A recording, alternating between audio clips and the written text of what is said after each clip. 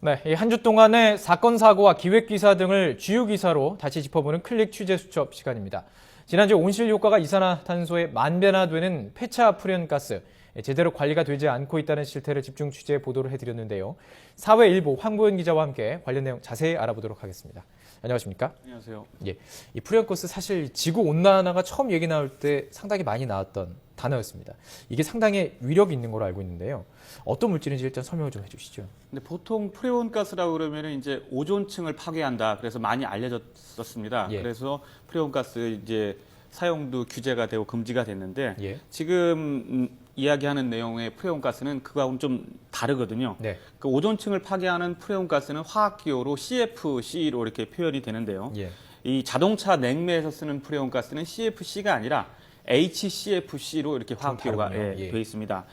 오존층 파괴의 주범인 CFC는 1987년도 몬트리올 의정서에 따라서 그 사용이 금지돼 왔습니다. 그 프레온가스는 아까 말씀드렸지만 성층권이나 대기권으로 올라가서 그것이 이제 그 다른 거와 화학 반응을 일으켜 오존층을 파괴한다고 돼 있었는데요. 이 프레온가스는 그 전에 자동차 냉매 또는 뭐 냉장고 냉매, 그다음에 스프레이나 소화기의 그 분무제 등으로 쓰였었습니다. 그런데 아까 말씀드린 대로 몬트리올 의정서에서 이게 금지가 되면서 그 성분을 조금 바꿔서 HCFC라는 이제 물질이 사용이 됐거든요. 그렇죠, 약간 바뀐 거죠.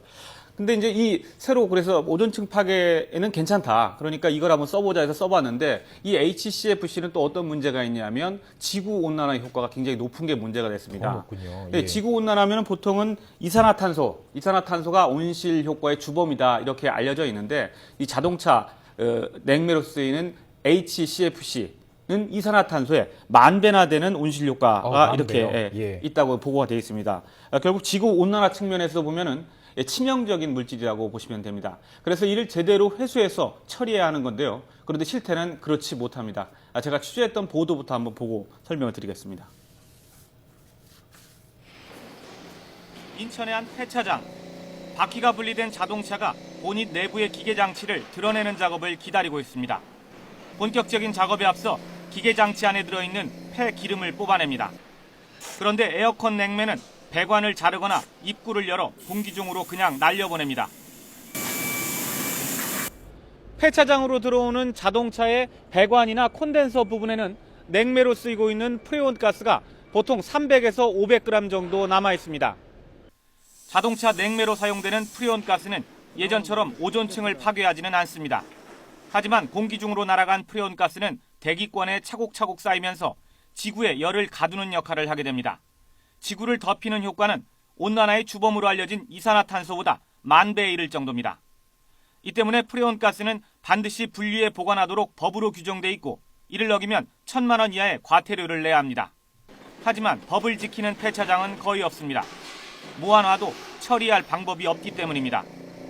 폐차에서 나온 프레온가스를 처리하는 업체는 한 군데도 없습니다.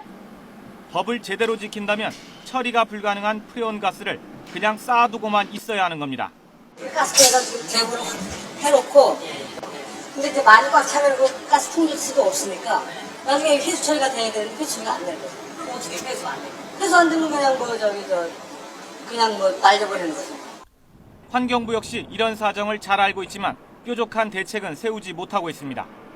그게 제대로 회수가 안 돼서 그 폐차시키면서 프레온가스 뿜어대고 막 이런 문제가 있어서 이제 그것을 하라고 했더니 이제 폐차 업체들이 전부 영세하잖아요.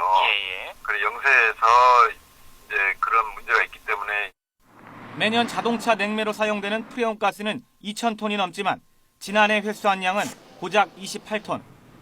지키지도 못할 법을 만들어 놓고 당국이 손을 놓고 있는 사이 지구를 달구는 프레온가스는 대기권에 차곡차곡 쌓이고 있습니다. YTN 황보현입니다. 네, 그 이산화탄소의 10,000배, 정말 무서운 물질이라고 볼 수 있는데 보도에도 나왔지만 지금 법적으로 이게 반드시 처리를 해야 되는 물질이군요. 네, 그렇습니다. 이 자동차 이 폐냉매로 쓰이고 있는 프레온가스는 의무적으로 처리를 하도록 규정이 되어 있습니다. 이 전기 전자제품 및 자동차의 자원순환에 관한 법률, 법률 이름이 좀 길지만 자원순환법이라고 보통 얘기를 하는데요. 그 안에 명시가 되어 있습니다.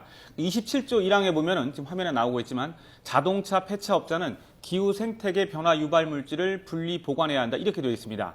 여기서 기후 생태계 변화 유발 물질에 대해서 환경부는 바로 이 프레온가스를 지칭하고 있다. 이렇게 얘기를 하고 있습니다. 예. 이를 지키지 않았을 때 이 처벌 조항도 있습니다. 45조 3항에 보면은 1,000만 원 이하의 과태료를 부과한다고 명시가 되어 있습니다. 즉 엄연히 회수 보관 처리를 해야 하고 안 하면 처벌받게 되어 있는 겁니다. 예.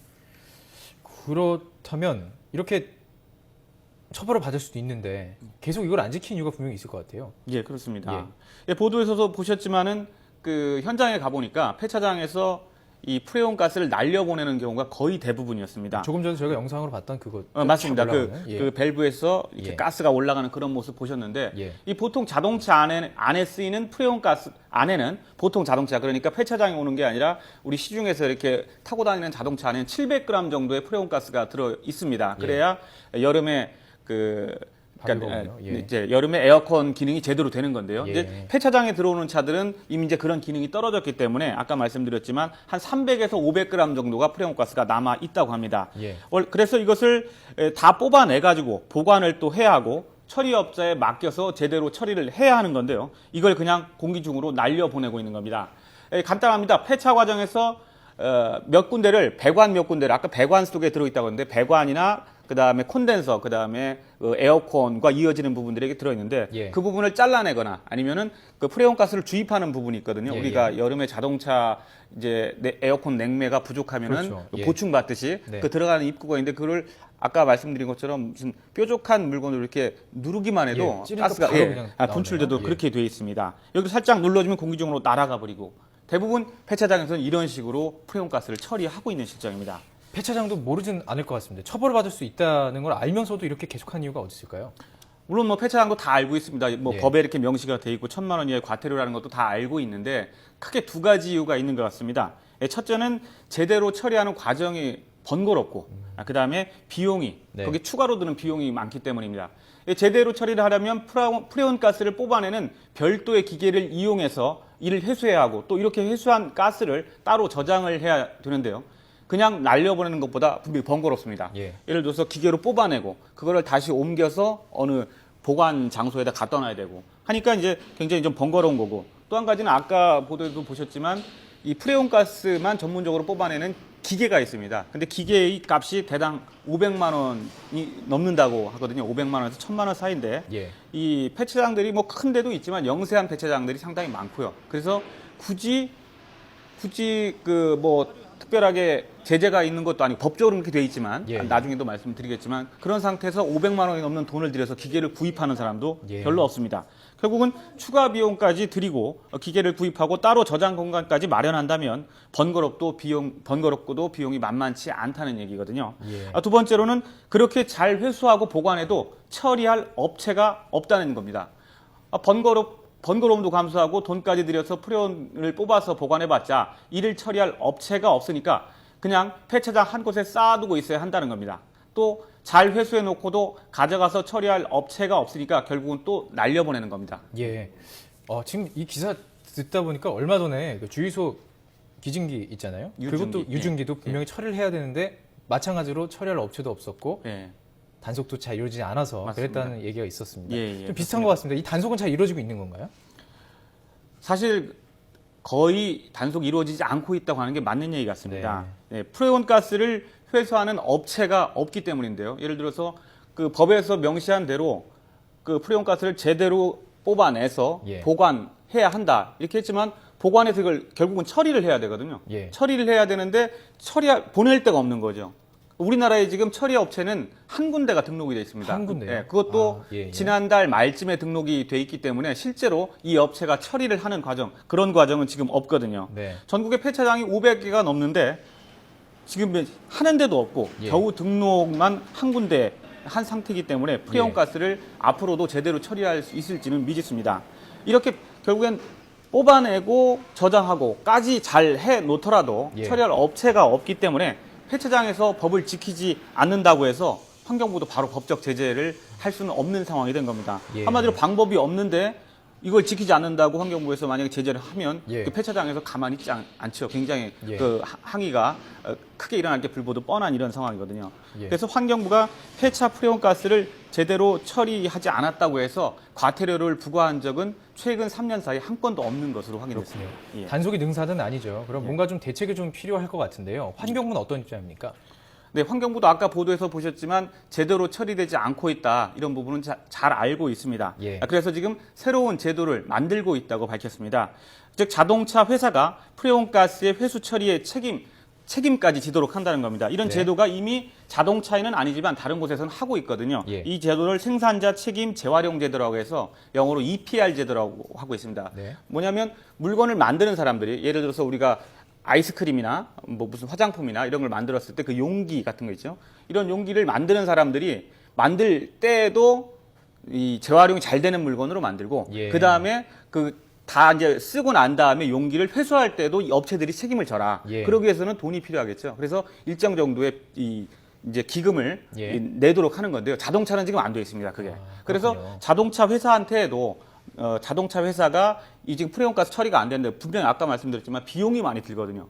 그리고 그 처리 업체가 없다는 것도 결국에는 수익성이 나지 않기 때문에 회사가 생기지 않는 부분이죠. 그렇기 때문에 자동차 회사가 수익도 많이 나고 하니까 자동차 회사에서 아예 자동차를 만들 때 한 대당 얼마씩 그 회수할 수 있도록 돈을 예. 내라. 이런 제도를 지금 만들어 가고 있고 내년 안에 이걸 아마 의무화하려고 하고 있는 것 같습니다. 아마 예. 법적 정비가 마련될 것 같습니다. 예, 그렇군요.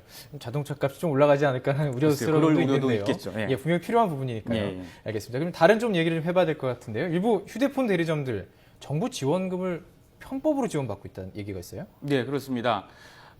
뭐 고용노동부에서 하는 뭐 여러 가지 사업이 있는데요. 고용노동부가 그 재취업이라든가 네. 아니면 경력 단절 여성들이라든가 아니면은 조그만 중소업체들이 그 업체에서는 직접 이 직원 재교육을 하기가 어렵거든요. 사실 그런 기관도 없고 그렇죠. 돈도 많이 예. 들고 하니까 그런 사업들 여러 가지 사업들을 하고 있습니다. 그 중에 하나가 이제 그 근로자 직무교육 지원 사업이라는 게 있어요. 예. 근데 뭐냐면 아까 말씀드린 것처럼 중소기업 직원들을 외부 업체에다가 맡겨서 네. 이제 교육을 시켜주면 이 사람들도 이제 조금 더 전문적인 기능을 가질 수 있고 하니까 그 대신 국가에서 지원을 해주겠다. 지원해주는군요. 예, 그래서 예. 돈을 주게 돼 있거든요. 예. 예. 그러니까 외부 학원에서 교육을 받으면 그 비용을 지원해 주는데 이 가운데 이제 통신 컨설턴트라고 하면 휴대폰 대리점 직원들을 직원들이요? 예. 이야기하는데요. 이 대상으로 하는 그 교육 과정이 또 있습니다. 이 과정을 이수하는 사람들이 한마디로 편법으로 돈을 받고 있다는 얘기입니다. 결국 국가 보조금이 줄줄 새고 있다는 얘기죠. 자, 그럼 구체적으로 어떤 편법을 쓰고 있고요? 노동부는 대책이 있는 건가요?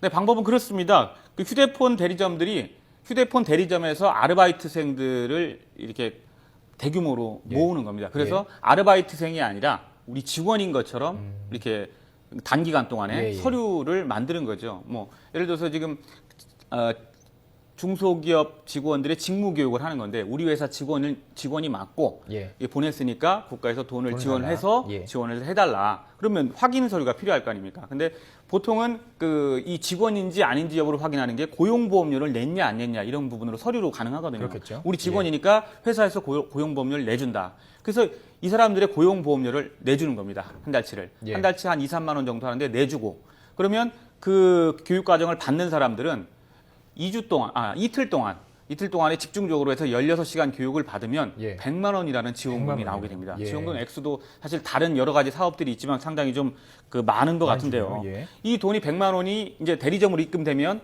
그 대리점에서 이 돈을 받아서 아르바이트생들이 이제 노력을 했으니까 예. 어떤 기여를 했으니까 20만 원 정도는 주고 예. 그다음에 여기서 이제 계약 관계는 해지가 되는 거죠. 예. 알바를 그만두는 거고. 예. 그다음에 80만 원 정도가 남는데 직접 이거를 하는 거군요. 학원과 학원과. 학원도 일정 부분 이 기여를 해야 되겠죠. 예.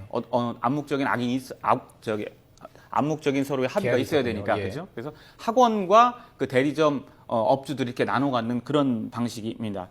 이런 일이 벌어지는 이유는 뭐 허술한 관리 체계라고 볼 수밖에 없을 것 같습니다. 예를 들어서 여러 가지 크로스 체킹할 부분이 남아 있는데 예를 들어서 실제 직원인지 아닌지를 아까 말씀드린 고용보험료를 낸 서류만 가지고 한다든지, 예. 뭐 그다음에 실제 교육이 어떻게 이루어지고 있는지, 그다음에 그 교육을 받은 직원들이 현장에 나가서 어떤 생활을 하고 있는지 이런 확인 작업이 제대로 되지 않았던 거죠. 그래서 이 보도가 나간 다음부터 노동부에서 뭐 여러 가지 사업도 있지만 특히나 이 사업 같은 경우에는 실제 직원 여부와 교육 내용, 그 다음에 그 사후 관리, 그 직원들이 직접 일하고 있는지 여부를 면밀히 조사하겠다 이렇게 밝혀왔습니다. 예, 오늘 두 가지 이야기를 다 나눠봤는데 정부에서 좀 긴급히 대책을 마련해야 될 필요가 있는 것 같습니다. 그렇습니다. 환경부와 노동부에서 적극적인 대책이 필요할 것 같습니다. 지금까지 사회일보 황보현 기자와 이야기 나눠봤습니다. 고맙습니다. 네, 고맙습니다.